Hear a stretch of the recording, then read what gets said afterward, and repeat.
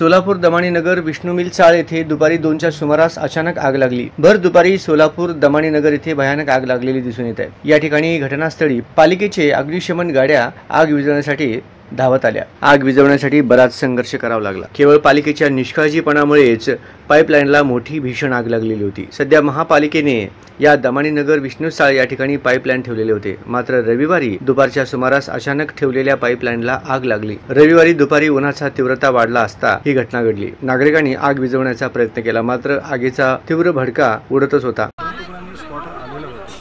मला एक नागरिकांना अशी विनंती करायची आहे की असं कुठेही दिसलं, सुरुवातीचे जे गोल्डन मिनिट्स असतात 5 मिनिटं ते खूप महत्त्वाचे असतात। त्याच्यामुळे तेवढंच आपण आग जर कंट्रोलमध्ये आणलो तर लवकर येऊ शकते, नाही तर अदरवाईज उन्हाळा दिवस आहे, टेम्परेचर खूप आहे, त्याच्यामध्ये अशा ह्या निग्लिजन्सपणामुळे किंवा दुर्लक्षपणा केल्यामुळे आणि एखादं इथे गवत वगैरे आहे याच्यानंतर आम्ही त्यांना विचारू